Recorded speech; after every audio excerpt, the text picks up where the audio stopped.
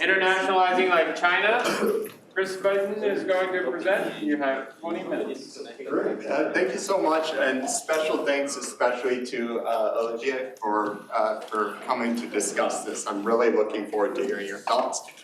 This is joint work with Amanda and Jesse, who are both here, hiding out in the back, as well as with Matteo.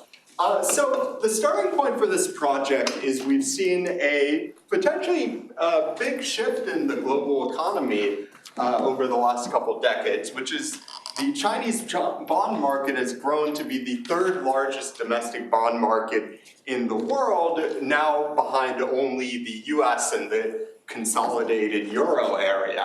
But until recently, it was a market that was largely closed to foreign investment. This has changed substantially over the last 20 years and has potentially started as the kind of first stages of a fast internationalization process. With the potential goal of establishing the renminbi as a competitor or as possibly a displacer for the US dollar as an international currency. So what we want to do is we want to document a few facts about this internationalization process and then help to understand how this internationalization process has been. So we'll start by presenting three simple stylized facts about the internationalization process. The first is the rapid rise in foreign investment occurred initially among relatively stable investors like central banks, and then more recently has been driven by growth in private flows from kind of flightier investors like mutual funds. We will show some stylized evidence that this was the result of deliberate policy choices of the Chinese government, as well as that by the time the bond market had opened up to more fully to these flighty investors, these renminbi bonds were actually looking more like kind of in terms of what they were how they were being traded, like developed economy bonds rather than emerging market bonds. What we'll do then after just laying out these stylized facts is develop a dynamic reputation model with imperfect financial intermediation in order to understand the behavior that the Chinese government is pursuing. In particular, in this model, there's going to be a large open economy that is looking to raise external financing from international investors via bond issuance. And we're going to have investors who are worried that an opportunistic government might impose capital controls ex post on them and make it hard for them to get their money out during a crisis. What this is going to lead to in our model is a buildup of reputation of the government as it maintains good behavior and doesn't impose external capital controls on outflows. At low reputation levels, the government is only going to borrow from stable investors and build up its reputation. As its reputation improves, it's endogenously going to open up to the flightier investors internationally. So let me skip over, let review in the interest of time, and I'm happy to come back to specific questions during the Q&A. So the first fact I'm going to quickly document is the rise in foreign participation. Early on, this was largely concentrated among official investors, particularly central banks and sovereign wealth funds. So here what we do is we get the official central bank data from the IMF COFR, and we look at Chinese renminbi reserve holdings. We can see, especially as of 2016, this was essentially the entire investment, or the entire foreign investment in Chinese bonds. By 2020, there was a substantial growth in private investment in the Chinese bond market.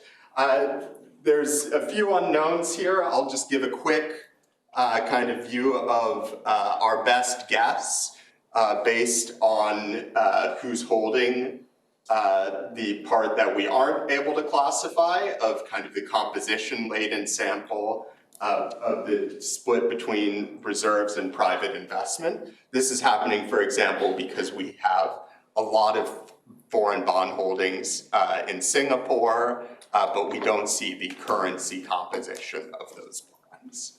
So the second fact is that we want to kind of lay out here is that the participation of foreign investors was in part due to a deliberate policy choice of the Chinese government. So in particular, what we show here is data on the first date that a foreign investor accesses the Chinese bond market through one of a set of programs set up by the Chinese government for approval for access to the domestic bond market.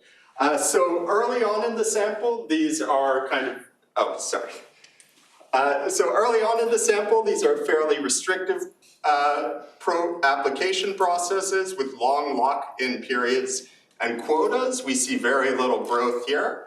And then over the early and mid-2010s, especially with the introduction of CIBM Direct, where there was a large opening of access of the bond market without quotas to long-term investors. So here this was defined as institutions like central banks and sovereign wealth funds. We see a large increase in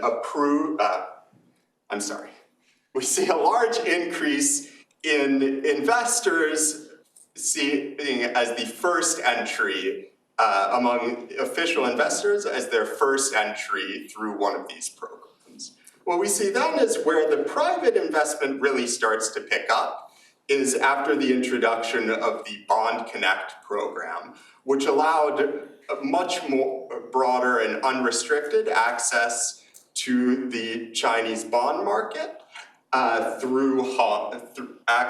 through Hong Kong. By the way, sorry, I forgot to mention, this is a CDF, so mechanically it has to sum to 1 by the end of the sample. And the last fact I want to quickly establish is kind of a bit of quantity evidence that RMB bonds are actually look a little bit more like DM bonds than like EM bonds. One thing I should quickly say is that, which I should have mentioned earlier, the vast majority of what these investors are buying in the bond market are either the explicit government bonds or the policy bank bonds, which are at least seen as having implicit guarantees from the Chinese government. And so what we show here is if you are holding, this is among mutual funds using Morningstar data, if you are holding bonds denominated in, say, US dollar currency at the left hand of the asset, at the left hand of the axis, how much of your remaining portfolio tends to be in other DM bonds. At this end high, we go down, we see the Japanese yen right next to China, and then as we go down the spectrum, we see a large set of EM currencies. So this is just a bit of stylized evidence that China looks like it's somewhere either at the bottom of the DMs or kind of at the top of the EMs. Similar bit of evidence, this is looking at if a mutual fund moves into Chinese bonds, what is it moving out of? This is essentially a within fund portfolio shift. What we see in 2019, it's essentially entirely coming out of US treasuries and other developed economies.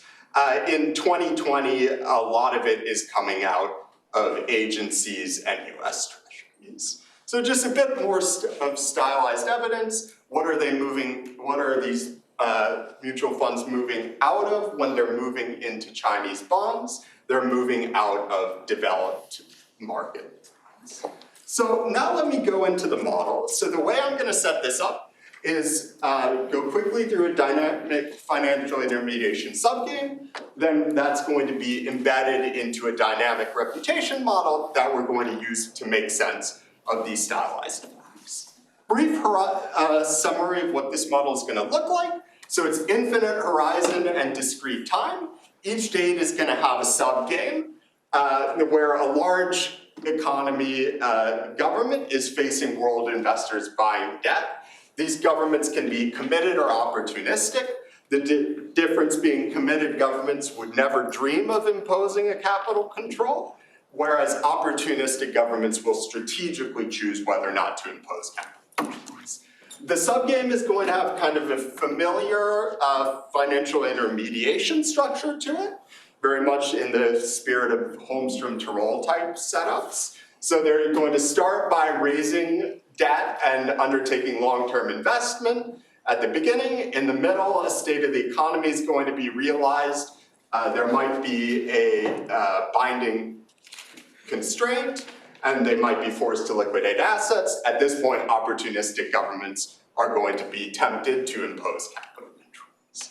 So what does the value of intermediation look like here? So long-term project that pays off at the end of the subgame, liquidation discount in the middle of the subgame. In the low state of the economy, there is a collateral constraint where you have to roll over debt backed by collateral subject to a haircut. The temptation of the opportunistic government here is going to be that imposing a ex post capital control ends up relaxing the collateral constraint and allowing for more debt rollover.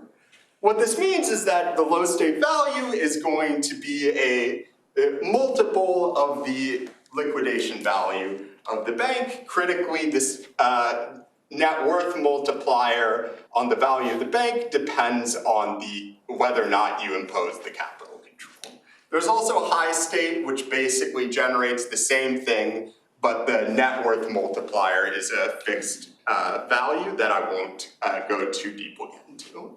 Who are the investors we're raising money from? So we're raising money from stable and flighty investors. Big difference, stable investors have a smaller haircut, but they're capacity constrained. We set up they have essentially a adjustment cost from investing into the country. This is going to give rise to an upward sloping demand curve in the interest rate. The country is large, so it takes this into account, this interest rate schedule, when it's choosing its issuance strategy.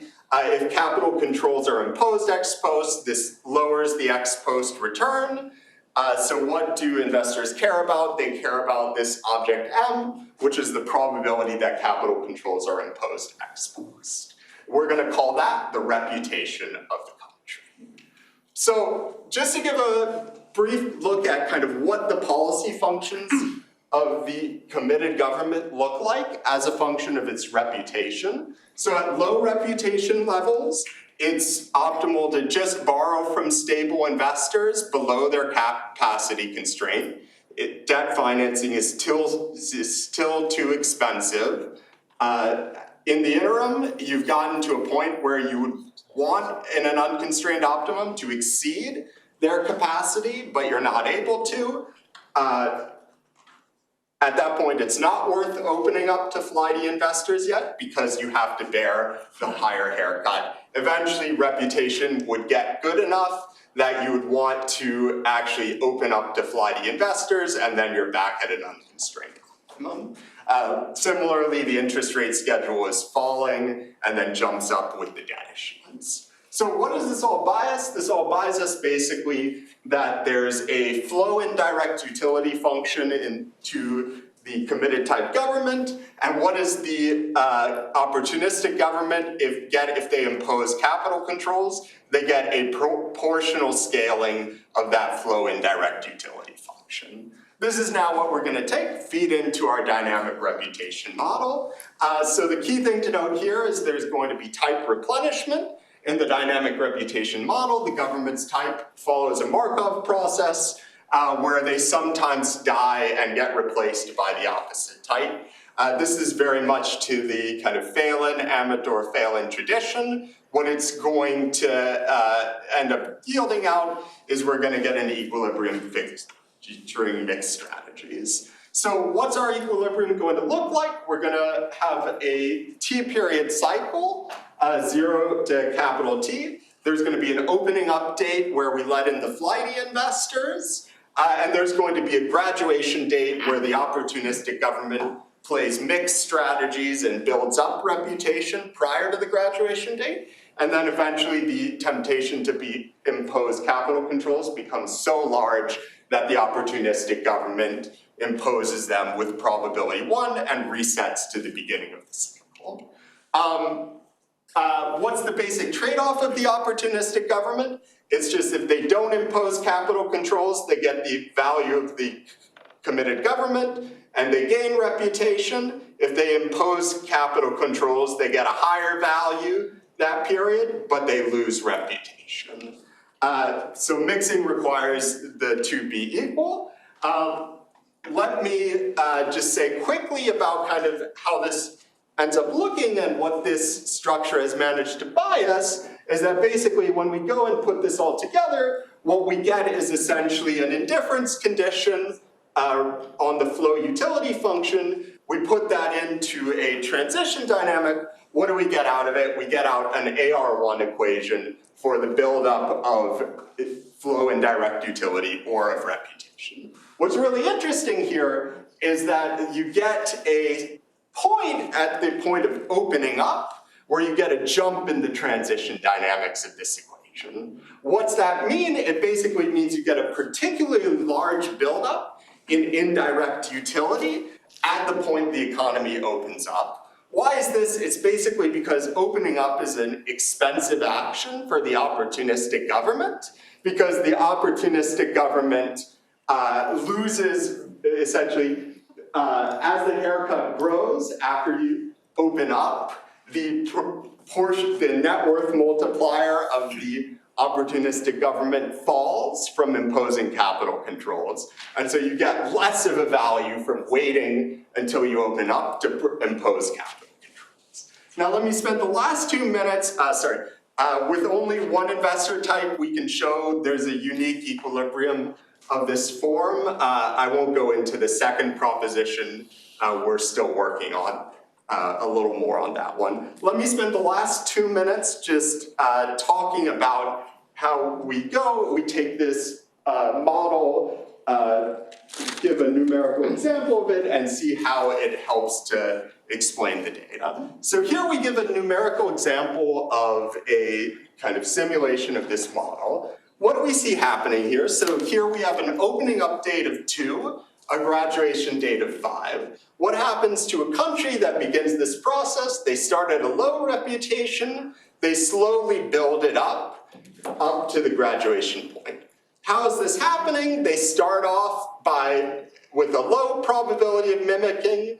The probability of mimicking the committed type grows over time, and then eventually at graduation falls back to 0. What happens to the policies on this equilibrium path? So at low reputation, it's not yet worth issuing to flighty investors. So we borrow from the stable investors below their capacity. As we build up our debt issuance, we hit the capacity of the stable investors, and then we open up. And we get a big jump in issuance, in debt issuance at the point of opening up, because at this point we're moving from a constrained optimum to an unconstrained optimum. What happens similarly to the interest rate schedule? We get a big drop in the interest rate schedule as we build up reputation. It flatlines as we open up, given we've got the huge jump in debt issuance decision. And at that point, actually, it's interestingly, at least in this case, by the time we've opened up, we've gotten a lot of the total kind of drop in interest rate schedule and increase in equilibrium bond issuance. This is kind of, the kind of loose mapping to the idea that you're looking a little bit more like a DM currency. So we've got a couple ongoing extensions on competition and two-way flows. I don't have time for them, so let me just go ahead and wrap up. So what we've given here is just a simple theory of how a country, in particular, in this case China, is building up its reputation to potentially become an international currency provider. Our theory is, at least at a high level, consistent with the internationalization strategy that China seems to be pursuing. And it gives us a lot of interesting directions, we think, to go in the future, like thinking about competition between potential reserve currencies. So thank you all very much. I'm really looking forward to hearing thoughts from Olivia and from everyone else. Thanks, Chris. The discussion is Olivia Wang.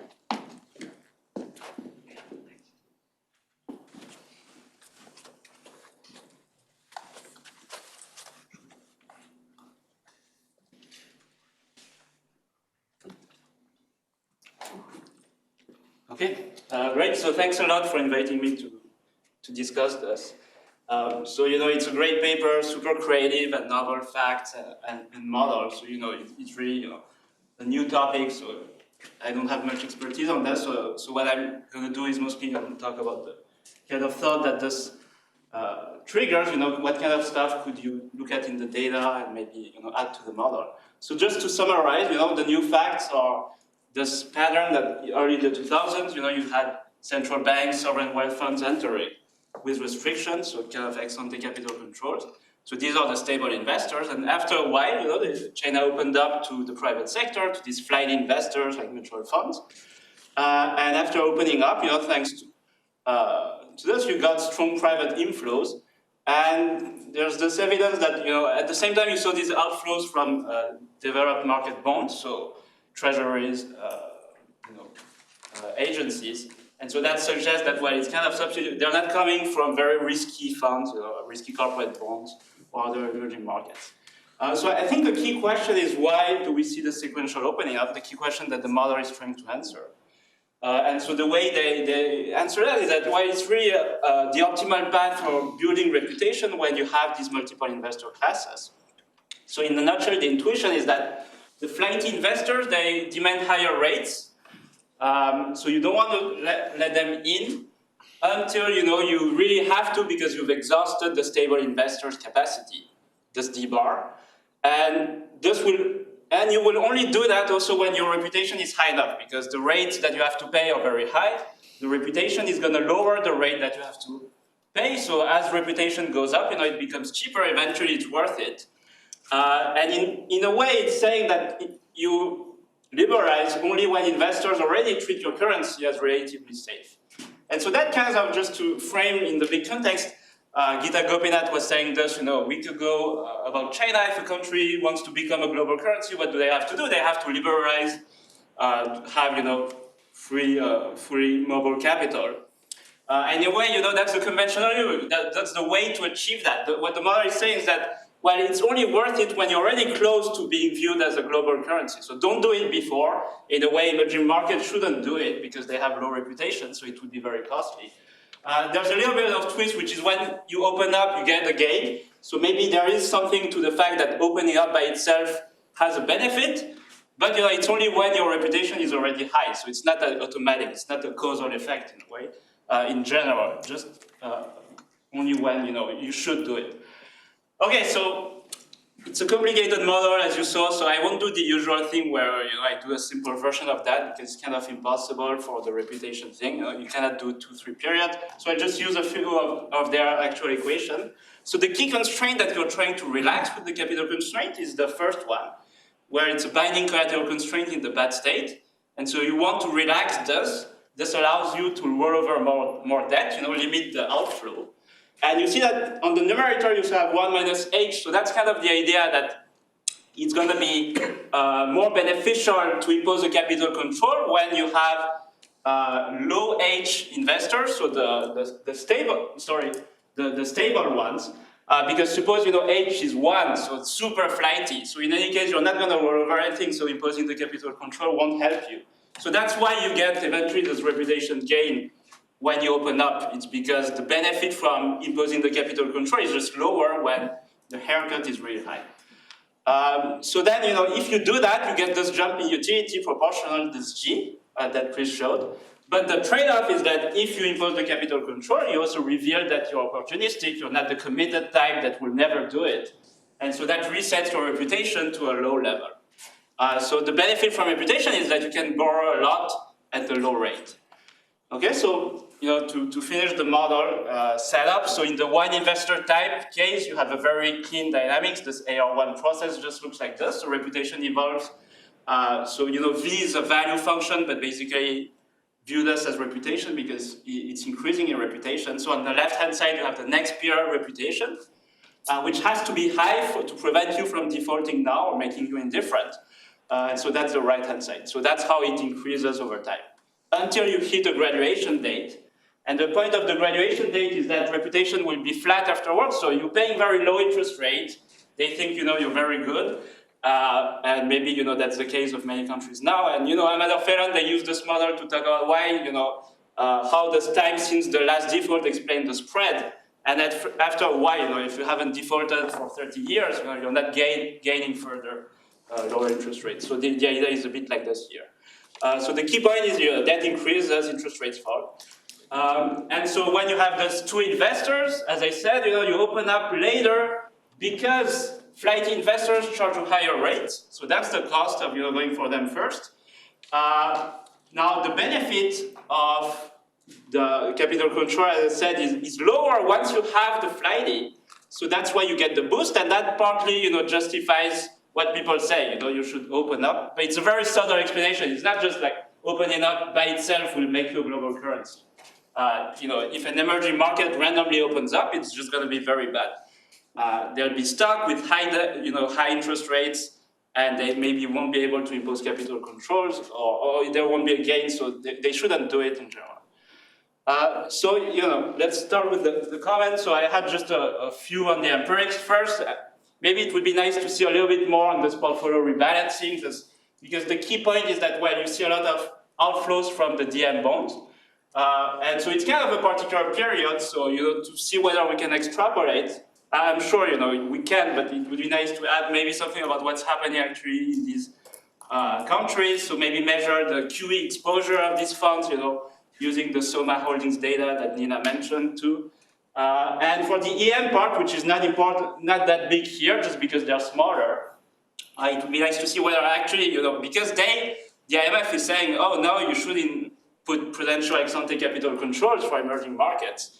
And so maybe, now they have nowhere to go, so they have to go to China, which is opening up at the same time. But I think the main thing is probably QE, because the big, as you see, the big thing is in blue, which is coming from the US and Europe. The second thing is that the key insight, one of the key insights in the reputation is that, as we said, as John also said, you should never let a good crisis go to waste. That's a key moment when you can build up the reputation. In good times, nobody learns anything about your time.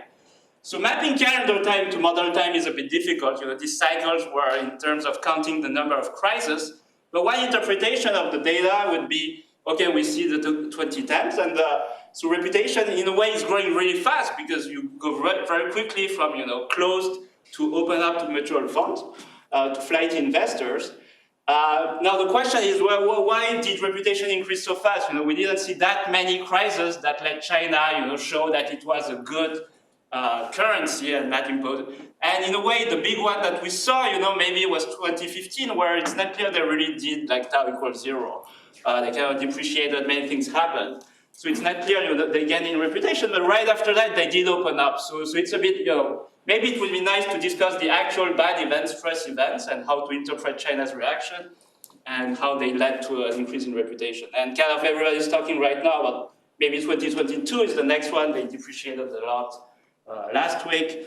The economy is weaker and so on. So let's see what happens then. Now going to the model part. So thinking, it's really nice, to formalize this idea of sequential opening up. One thing, in terms of clarity, it's here you have both ex-ante and ex-post heterogeneity. So in a way, the flighty investors are just really bad because they charge you a higher rate and they're going to go away in the crisis. Now you need that because the committed type doesn't care about whether they fly, because the committed type will just never impose the capital control, so they don't care about the haircut, so you can get it endogenously. So I think it would be nice to tweak a bit the model where maybe the only difference is flightiness. And so if the committed types, they also impose some capital control sometimes if the crisis is large enough, then it's not as clear cut, but you also get this pattern maybe that because of that, you open up later to the flighty just because they're flighty, not because in addition, they charge a higher ex-ante rate. And I think that would be useful too, I'm going to come back to this, to think about maybe the trade-off is actually that they charge you a low rate and they're flighty. So maybe in reality it's the opposite. They're less risk averse, they're more aggressive, but they're flighty. And so maybe what emerging markets other than China are doing, why aren't they doing the same thing? It's because there's a trade-off between the two ex-ante and ex-post dimensions. But I'll come back to that. So the other thing is, here it's framed in terms of tau, so I'm going to do something really bad like a capital control. You won't be able to take out your money. Why it's helpful? Because it relaxes the collateral constraint, as we saw. And it's very clear, you can say, well, they did a capital control or not. Think something more intermediate and very close to the model, in fact, is that you could just use conventional monetary policy to decrease the rate. And this would have a very similar effect of, increasing your pledgeable income. So that's what flightier, formalized as the central banks put. Now, it's not free, it's not that decreasing your interest rate won't have reputational consequences. Why? Because that will imply, from UIP that your currency has to depreciate to compensate with an expected appreciation the new investors who come in during the crisis, who you need to offset the outflows. So in this context, committed type is a bit less clear, but maybe that's the main thing that they use, monetary policy, exchange rate, not hard capital controls, which are very extreme, and then if you use that, it's like a default. Maybe it's a lot softer. But then, what's committed, it's a bit less clear. Is it an interest rate peg or exchange rate peg? And so, in the data, you see that actually in this period of stress, like 2015, you had this big depreciation, and then afterwards, so it moves around a lot. So now it's not pegged anymore, but do you interpret this as tau, going from 0 to positive, or it's a bit unclear. So I think it would be nice to expand the interpretation to exchange rate depreciation. Another comment related to that is that one very important thing for China is reserves, and one question is, do they complement or substitute reputation? So one way you can view this figure, which is showing you reserves over time, is that initially they accumulated a lot, then they used up a lot during this 2015 episode. So maybe they were trying actually not to depreciate too much.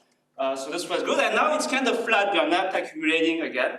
So yeah, it's not clear how to interpret that. Is it that now, we have achieved the global currency status or close enough? So you don't need to mimic anymore because you're close to the graduation date. So that's why I don't accumulate reserves. So this figure almost looked like the mimicking probability figure in the paper. Or is it that you don't need it now anymore because you're a global currency? And so the model doesn't have this, but it's a bit, I think it's an important thing to talk about, if you're safe, do you need reserves if people already think you're safe? Or is it, is it that you don't need to be viewed as safe anymore? But one key thing, now people worry too because it didn't recover to the 2014 levels before the previous kind of outflow. And so if this happens again in 2022, we'll see. So one thing, what's specific about China, I've talked about other EMs. So that's not really discussed in the paper, but if you have to isolate three things, it'd be like growth, size, strong government. In a way, every country should do the same thing. It's not about China. The fundamentals would just affect the details of, how slow, when does the graduation date. And the question is, maybe show other countries that did this, Maybe it was too long ago, but it would be nice to highlight this pattern for other countries than China. In fact, the typical pattern is kind of in the opposite direction. You let the flighty first, and that's why I think the new fact on China is surprising because we're saying, oh, they opened up, and but later to the flighty, and these are not coming from events, so it's kind of going against the other emerging markets. So how do we interpret that? Is it that other countries are making mistakes, and maybe it's the private sector's mistakes, so these are externalities, because here we're taking in the model the country's perspective. Maybe you need strong prudential ex-ante capital controls to implement this path. Or I think, another possibility is this thing where ex-ante and ex-post heterogeneity go in opposite directions. So you have more flighty investors, but they're willing to charge you a lower rate ex-ante, and so then you trade that off. And maybe then other countries are doing the right thing given this different configuration. Okay, I'm almost done. So one thing, going to the extreme when you think about reserve currencies, it's here, if you wanted the definition, it would be, usually we think if you issue more debt, you have to pay higher rates. And that's true for a given reputation, but what's happening here is that thanks to the endogenous increase in reputation, on the path you see lower rates, declining rates, and higher debt, and so maybe that, reserve currency would be once you achieve that very low rate in spite of a very high debt. Another important feature that may be hard to have here with just one country is capital inflows. So in bad times, you appreciate. So here, the best thing you can do, even the committed type, is that you're going to have a small outflow. It's still going to be bad. So maybe you need multiple countries to think about this. And I know they're working on these extensions, but so they mentioned this extension with chrono competition between different issuers. And so you would compete to get the monopoly rents from reputation. So I think the way maybe to formalize, or what they have in mind, is that the country I would pay a rate Ri divided by this function M, which is itself like an aggregator, some kind of CS aggregator over my reputation and your reputation, and then there's a issue of what kind of strategic complementarities we have between large countries, between small and large, or between small countries. So a lot like what we do in IO with the oligopoly models. But I think one thing that's interesting to think about too is that with multiple issuers, you can think about this ex-post competition. So basically, the flighty investor, they have to go somewhere. So they could retrench domestically. So that's what Alp and Ricardo have a paper about retrenchment like this. But they also fly to other safe currencies. And the key question here, I think, which the multiple country model would address is, so China is coming now, but in a US-dominated world. And so in general, is it easier to build a reputation when you don't have other safe currencies or when you do? So, and it's not obvious because, so suppose there's no other reserve currency, so we're all bad, and I emerge and I'm the first. So the benefit is larger because the rents are higher, okay, from the substitution. But ex-post, there's also more temptation to default impose the control because where are they going to go, And so it's unclear. And in a way, if we think of outside China, what were the reserve currencies before? So you had the UK, and they mentioned this episode where in 1931 there was a big depreciation of the pound, and that was kind of when the UK lost its status. So a big loss in reputation. In the US in 71, you had big depreciation too, but maybe there was a smaller loss.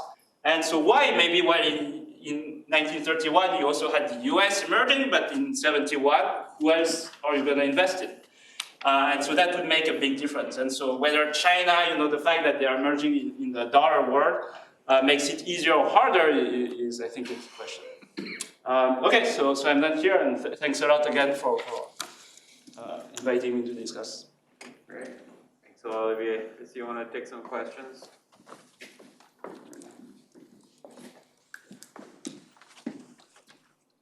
First, I wanted to say thank you for the usual doing a better job of explaining the paper than I did. So I appreciate that. You can respond to something like, maybe the point about, I'll just ask, the reputation, is it really about reputation? Did it really increase that much over the short period in the 2010s when there was the 2015 kind of blow up? Maybe it's not reputation, maybe it's just like size or something, and China grew a lot, and the flighty guys, if they're flighty, they're not going to come in until it's like deep enough, liquid enough to market. So maybe it's something other than reputation. Yeah, so that's definitely something we'll need to think more about. Part of that there are parts of that where we do think that there's kind of specific parts of China that are very much kind of prerequisites to a country building up to being something like an international currency. And from that perspective, we think, the fact that China is a large and rapidly growing country with an already deep bond market is essentially a prerequisite to it becoming the international currency in the first place. And so from that part of the perspective, I think we would view them as complementary stories to each other. I think where the reputation part comes in is really just the part of convincing the international investors that we've got this deep bond market that if you trust us is kind of a deep pool for you to access. And the reputation is just that little added step of basically saying we have enough confidence in the Chinese government that we will be able to actually use this as a treasury type substitute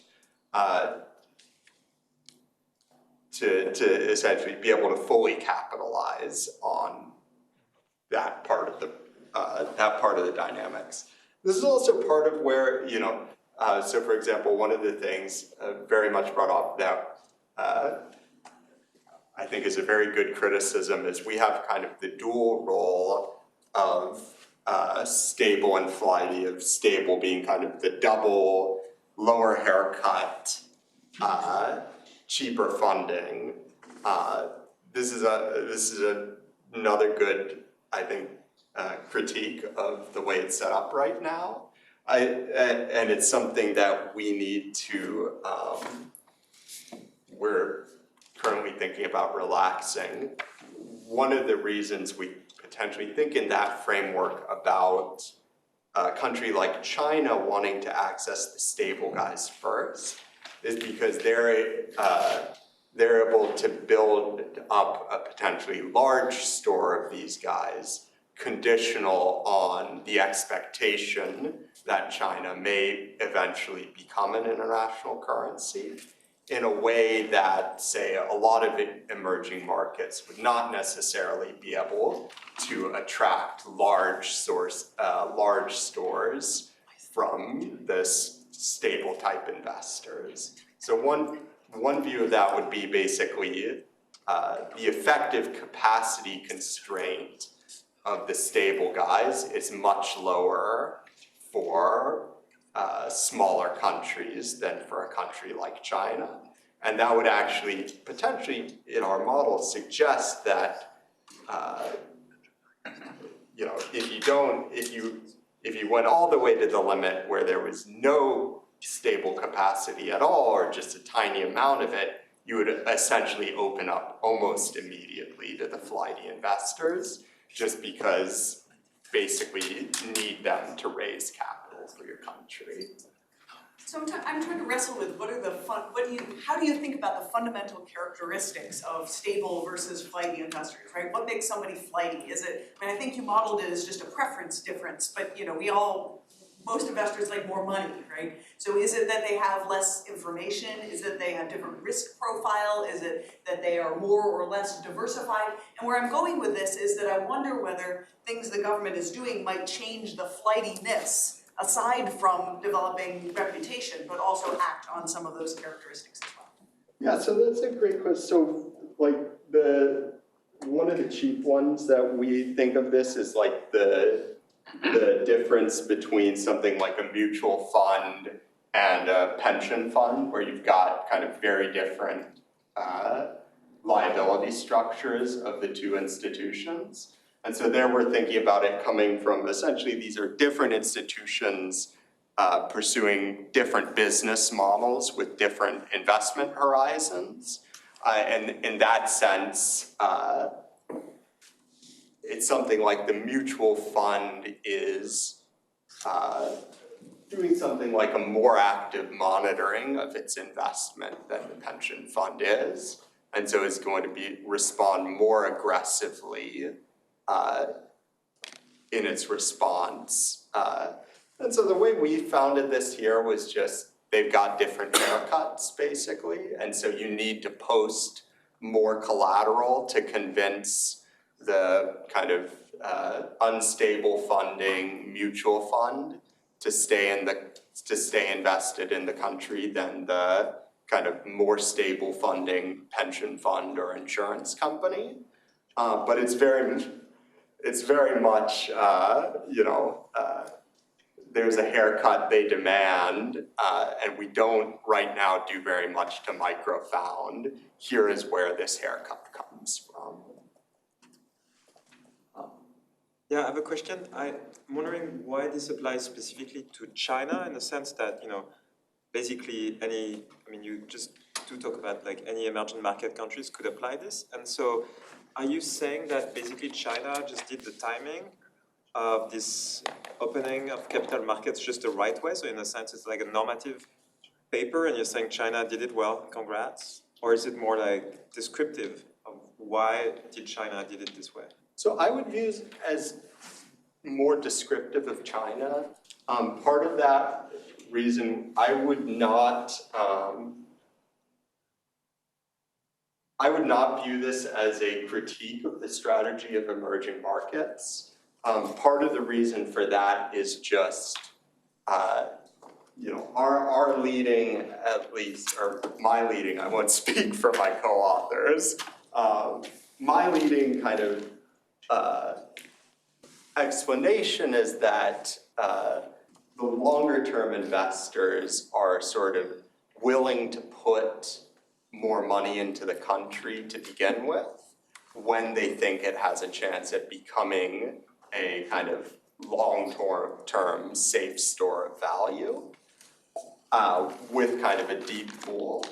And that type of characteristic may come easier to a country with a deep capital or a deep existing bond market than to a smaller emerging market. And so it's to say, if you took that literally and said the kind of stable capacity available for emerging markets is much smaller than for a country like China, our model would suggest an emerging market should potentially even start up just open directly to flighty investors, or at the least should open up much more quickly. So I would not, and my co-authors are welcome to disagree, I would not view this as a critique of the strategy of other countries. Okay. No more questions, take our coffee break, and we'll be back at 3:10. Thank you, Chris. Running away.